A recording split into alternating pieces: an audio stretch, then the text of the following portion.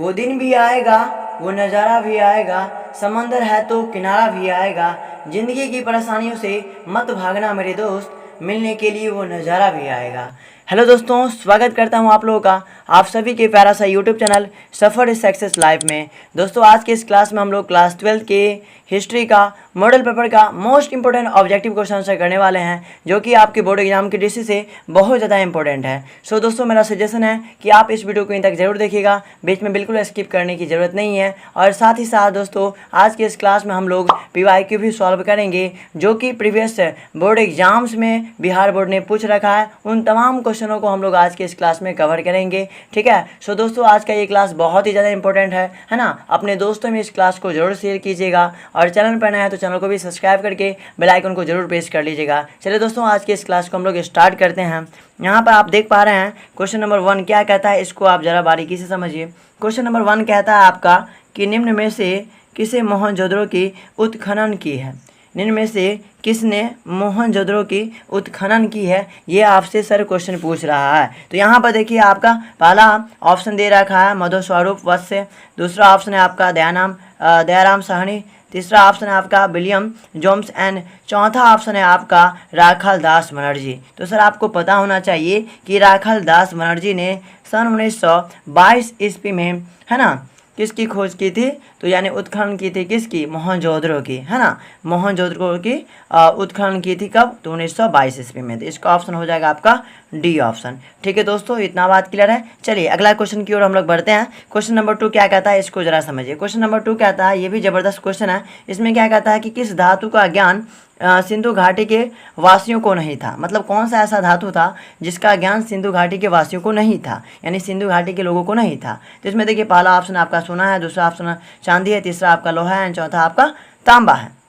तो मैं आपको बता दूं, इसका जो करेक्ट आंसर हो जाएगा वो हो जाएगा आपका ऑप्शन नंबर सी, अर्थात लोहा, है ना। लोहा एक ऐसा धातु था जिसका ज्ञान सिंधु घाटी के वासियों को नहीं था, ठीक है। यानी सी ऑप्शन इसका क्या हो जाएगा सर, करेक्ट हो जाएगा। ठीक है मेरे दोस्तों, चलिए अगला क्वेश्चन हम लोग देख लेते हैं। Question number 3। क्वेश्चन नंबर 3 क्या कहता है, ये भी जबरदस्त क्वेश्चन है। क्या कहता है क्वेश्चन कि एशियाटिक सोसाइटी की स्थापना की थी। एशियाटिक सोसाइटी की स्थापना कब हुई थी, ये बहुत बार पूछ चुका है एग्जाम में, ठीक है। मोस्ट इंपॉर्टेंट क्वेश्चन है, ठीक है। तो इसमें देखिए, पहला ऑप्शन है इसका कनिधम है, दूसरा आपका फ्लीट है, तीसरा आपका है DC सरकार है, चौथा आपका विलियम जोन्स है। तो मैं आपको बता दूं, सन 1784 ईस्वी में कोलकाता में एशियाटिक सोसाइटी की स्थापना की गई थी। किसके द्वारा, तो विलियम जोन्स के द्वारा, है ना। यानी डी ऑप्शन इसका क्या हो जाएगा सर, डी ऑप्शन इसका करेक्ट हो जाएगा। ठीक है मेरे दोस्तों, चलिए अगला क्वेश्चन हम लोग देख लेते हैं।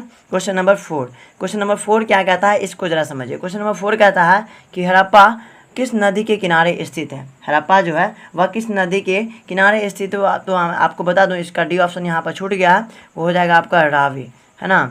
रावी नदी के किनारे क्या है, स्थित है हड़प्पा। यानी डी ऑप्शन इसका क्या हो जाएगा सर, करेक्ट हो जाएगा, यानी कि रावी नदी। ठीक है मेरे दोस्तों, चलिए अगला क्वेश्चन हम लोग देख लेते हैं। Question number 5। क्वेश्चन नंबर 5 क्या कहता है कि कलिंग की लड़ाई कब लड़ी गई थी। कलिंग की लड़ाई कब लड़ी गई थी, तो 261 ईसा पूर्व में, यानी कि ए ऑप्शन इसका करेक्ट हो जाएगा। चलिए अगला क्वेश्चन हम लोग देख लेते हैं। क्वेश्चन नंबर 6, ये जबरदस्त क्वेश्चन है, बहुत बार पूछ चुका है एग्जाम में, ठीक है। क्या कहता है क्वेश्चन कि अशोक किस वंश का राजा था। अशोक किस वंश का राजा था, ये आपसे क्वेश्चन पूछ रहा है सर। तो इसमें देखिए, पहला ऑप्शन है आपका नंद वंश, दूसरा आपका है शिशुनाग वंश, तीसरा आपका हर्यक वंश एंड चौथा आपका मौर्य वंश। तो मैं आपको बता दूं, इसका करेक्ट आंसर हो जाएगा आपका मौर्य वंश। और मौर्य वंश क्या था, यह तीसरा शासक था, ठीक है। अशोक किस वंश का राजा था, तो मौर्य वंश का, और यह तीसरा शासक था। यानी डी ऑप्शन इसका क्या हो जाएगा सर, करेक्ट हो जाएगा। चलिए अगला क्वेश्चन हम लोग देख लेते हैं मेरे प्यारे दोस्तों। अगला क्वेश्चन क्या कहता है, इसको जरा समझिए। अगला क्वेश्चन कहता है कि पाटलिपुत्र के संस्थापक कौन थे। पाटलिपुत्र के संस्थापक कौन थे, तो यहाँ पर देखिए सी ऑप्शन छूट गया, इसका आंसर हो जाएगा आपका उदयन, है ना। उदयन जो है वह क्या है, पाटलिपुत्र के संस्थापक, यानी कि सी ऑप्शन इसका करेक्ट हो जाएगा। ठीक है दोस्तों, चलिए अगला क्वेश्चन हम लोग देख लेते हैं। Question number 8। क्वेश्चन नंबर 8 क्या कहता है कि मुद्रा राक्षस किसकी रचना की थी। मुद्रा राक्षस किसकी रचना की थी, तो इसमें देखिए, पहला कौटिल्य है, दूसरा आपका विशाखादत्त है, तीसरा आपका मैग्नेस्थिनीज है, और चौथा इनमें से कोई नहीं। तो मैं आपको बता दूं, इसका करेक्ट आंसर हो जाएगा ऑप्शन नंबर बी, अर्थात विशाखा दत्त हो जाएगा। बी ऑप्शन इसका करेक्ट हो जाएगा। ठीक है मेरे दोस्तों, चलिए उसके बाद हम लोग क्वेश्चन नंबर 9 को देख लेते हैं। क्वेश्चन नंबर 9 क्या कहता है, ये भी ज़बरदस्त क्वेश्चन है। क्या कहता है कि समुद्रगुप्त की तुलना किससे की जाती है, समुद्रगुप्त की तुलना किससे की जाती है, ये पूछा जा रहा है क्वेश्चन में। ठीक है, तो इसमें देखिए पहला ऑप्शन आपका है सिकंदर से, दूसरा ऑप्शन आपका नेपोलियन है, तीसरा आपका क्या है फाहियान है, एंड चौथा आपका बुद्ध है। तो मैं आपको बता दूं इसका जो करेक्ट आंसर हो जाएगा प्यारे दोस्तों, वो हो जाएगा आपका ऑप्शन नंबर बी, अर्थात नेपोलियन से की जाती है। ठीक है, इतना बात क्लियर है गाइस। चलिए अगला क्वेश्चन हम लोग देख लेते हैं, क्वेश्चन नंबर 10। क्वेश्चन नंबर 10 क्या कहता है, ये भी ज़बरदस्त क्वेश्चन है, इसमें ऑप्शन देना मैंने भूल गया। इसमें क्या कहता है कि बुद्ध का जन्म कहाँ हुआ था, बुद्ध का जन्म कहाँ हुआ था, तो मैं आपको बता दूँ बुद्ध का जो जन्म हुआ था वो लगभग 563 ईस्वी में ईसापुर में हुआ था। और कहाँ हुआ था तो मैं आपको बता दूं, वो हुआ था आपको लुमानिया में हुआ था, लुम्बनी में हुआ था, लुम्बनी में हुआ था। ठीक है, लुम्बनी में, अगर आपको ऑप्शन में रहे तो इसमें आप लगाइएगा लुम्बनी में। ठीक है, इसमें ऑप्शन देना मैंने भूल गया, कोई बात नहीं इसके लिए। चलिए अगला क्वेश्चन हम लोग देख लेते हैं, क्वेश्चन नंबर 11। क्या कहता है कि हड़प्पा सभ्यता किस युग की सभ्यता है, हड़प्पा जो सभ्यता है वह किस युग की सभ्यता है, ये आपसे क्वेश्चन पूछ रहा है सर। तो इसमें देखिए पहला ऑप्शन आपका लौह युग है, दूसरा आपका ताम्र युग है, चौथा आपका काष्ठ युग है, और इनमें से कोई नहीं। तो दोस्तों यदि आपको पता है तो कमेंट जरूर कर सकते हैं।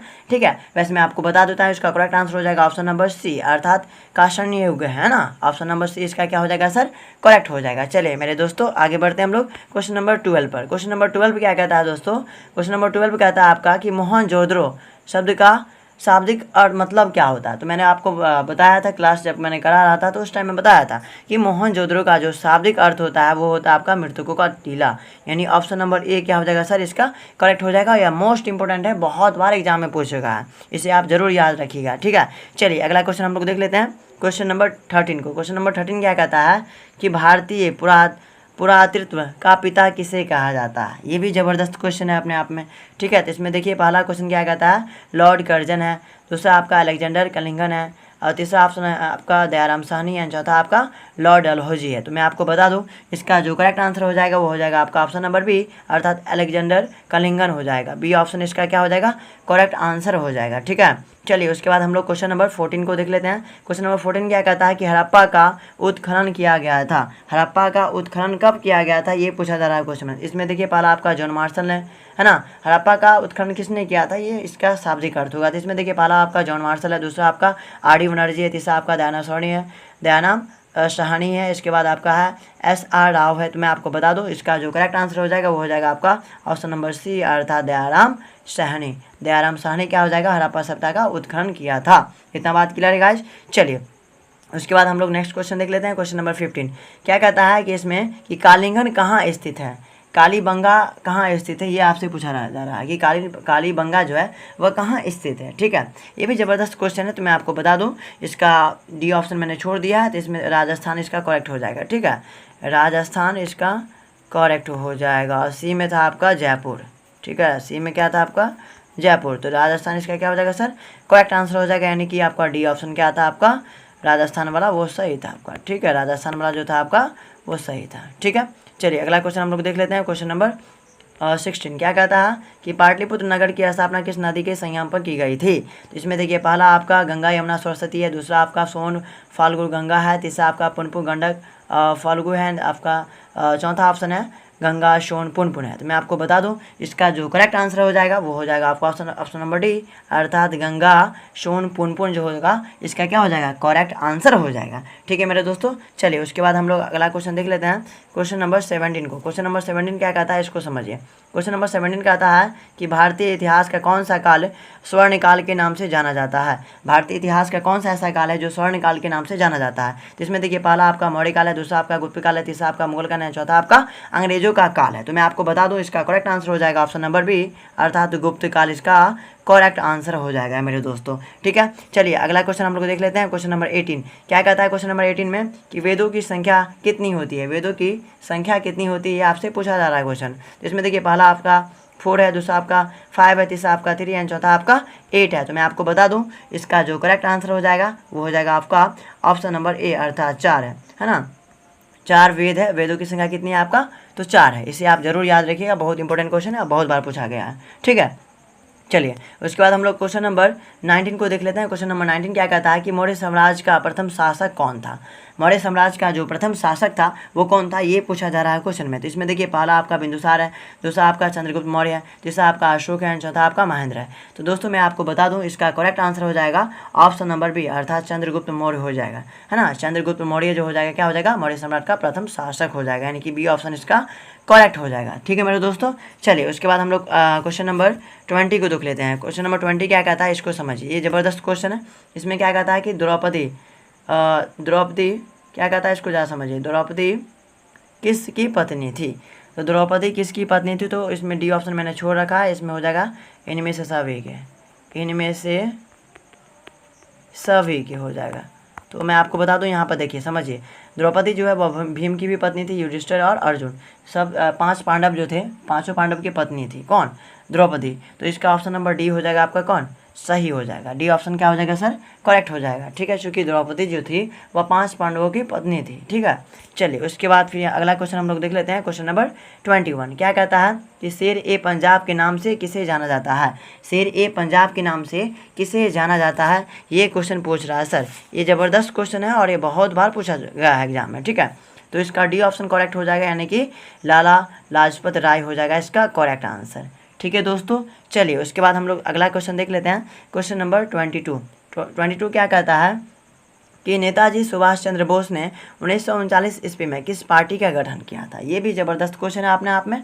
तो इसका डी ऑप्शन करेक्ट हो जाएगा, यानी कि फॉरवर्ड ब्लॉक का पार्टी का जो है वह गठन किया था। फॉरवर्ड ब्लॉक पार्टी का गठन किया था कौन, तो नेताजी सुभाष चंद्र बोस। ठीक है दोस्तों मेरे गाइस, चलिए उसके बाद देखिए अगला क्वेश्चन क्या आता है आपका। क्वेश्चन नंबर 23 क्या कहता है कि 14 नवंबर किनका जन्म दिवस है। तो मैं आपको बता दूं 14 नवंबर को जो है वह पंडित जवाहरलाल नेहरू जी का जन्म दिवस मनाया जाता है। ठीक है, जवाहर लाल नेहरू जी का, है ना, क्या मनाया जाता है, तो जन्म दिवस मनाया जाता है। इतना बात आप जरूर याद रखिएगा। ठीक है, 14 नवंबर को प्रत्येक वर्ष हम लोग बाल दिवस के रूप में मनाते हैं, जो कि क्या है, पंडित जवाहरलाल नेहरू जी का जन्म दिवस है। ठीक है, चलिए अगला क्वेश्चन 24 कहता है कि कैबिनेट मिशन भारत कब आया। कैबिनेट मिशन जो था वह भारत कब आया, ये पूछा जा रहा है क्वेश्चन। तो 1946 ईस्वी में आया था, है ना, यानी डी ऑप्शन इसका करेक्ट हो जाएगा। चलिए उसके बाद हम लोग देख लेते हैं अगला क्वेश्चन 25 नंबर क्या कहता है कि मुस्लिम लीग की स्थापना कब हुई थी। मुस्लिम लीग की जो स्थापना हुई थी वह कब हुई थी, ये आपसे क्वेश्चन पूछ रहा है। तो मैं आपको बता दूं इसका करेक्ट आंसर हो जाएगा ऑप्शन नंबर बी, अर्थात 1906 ईस्वी में मुस्लिम लीग की स्थापना की गई थी। ठीक है मेरे दोस्तों, इतना बात उम्मीद करता हूँ मैं आप समझ रहे होंगे आप, है ना। चलिए उसके बाद अगला क्वेश्चन हम लोग देख लेते हैं। क्वेश्चन नंबर 26 क्या कहता है कि बंगाल विभाजन कब हुआ था। मोस्ट इंपॉर्टेंट क्वेश्चन है, बहुत बार पूछ चुका है। तो मैं आपको बता दूं 1905 ईस्वी में बंगाल विभाजन हुआ था, यानी ए ऑप्शन इसका क्या हो जाएगा सर, करेक्ट हो जाएगा। ऑप्शन नंबर ए क्या हो जाएगा इसका, करेक्ट हो जाएगा। ऑप्शन नंबर ए करेक्ट है। चलिए अगला क्वेश्चन देख लेते हैं हम लोग। क्वेश्चन नंबर 27 क्या कहता है कि जय जवान जय किसान का नारा किसने दिया था, है ना। जय जवान और जय किसान का नारा किसने दिया था, तो ऑप्शन नंबर सी हो जाएगा, लाल बहादुर शास्त्री ने। लाल बहादुर शास्त्री ने जय जवान जय किसान का नारा दिया था। ठीक है दोस्तों, चलिए उसके बाद हम लोग देख लेते हैं क्वेश्चन नंबर 28। क्वेश्चन नंबर 28 में क्या कहता है कि भारत का राष्ट्रीय गान कौन सा है। भारत का जो राष्ट्रीय गान है वो आपका जनगण मन है, और राष्ट्रीय गीत क्या है आपका वंदे मातरम है। तो यहाँ पर पूछा जा रहा है क्या, राष्ट्रीय गान, तो जनगण मन हो जाएगा, यानी कि ऑप्शन नंबर बी जो हो जाएगा आपका करेक्ट हो जाएगा। बी ऑप्शन क्या हो जाएगा आपका, बी ऑप्शन आपका क्या हो जाएगा सर, करेक्ट हो जाएगा। ठीक है, मैं उम्मीद करता हूँ कि ये सारा क्वेश्चन आपको बहुत ही अच्छी तरीके से समझ में आ रहा होगा। ठीक है दोस्तों, चलिए उसके बाद हम लोग क्वेश्चन नंबर देख लेते हैं 29 क्या कहता है, ये भी ज़बरदस्त क्वेश्चन है। इसमें कहता है कि राजेंद्र प्रसाद का जन्म कहाँ हुआ था। राजेंद्र प्रसाद जी का जो जन्म हुआ था वह कहाँ हुआ था, ये आपसे पूछा जा रहा है क्वेश्चन, ज़बरदस्त क्वेश्चन है। तो सी ऑप्शन इसका करेक्ट हो जाएगा, यानी कि जीरादेई में हुआ था राजेंद्र प्रसाद जी का जन्म। ठीक है, इतना बात क्लियर है, उम्मीद करता हूँ गाइज। चलिए उसके बाद हम लोग देख लेते हैं 30 नंबर क्वेश्चन क्या कहता है कि भारत का संविधान लागू किया गया था। कब लागू किया था, तो 26 जनवरी 1950 ईस्वी को लागू किया गया था, यानी कि ऑप्शन नंबर ए इसका करेक्ट हो जाएगा, और ये मोस्ट इंपोर्टेंट क्वेश्चन है। ठीक है, चलिए उसके बाद हम लोग देख लेते हैं क्वेश्चन नंबर 21 क्या कहता है कि गंगा पुत्र किसे कहा जाता है।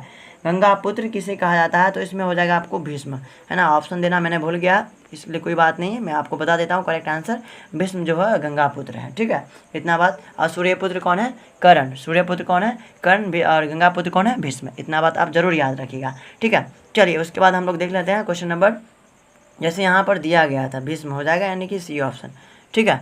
चलिए उसके बाद हम लोग देख लेते हैं क्वेश्चन नंबर 32 में क्या कहता है कि महात्मा बुद्ध को ज्ञान की प्राप्ति कहाँ हुई थी।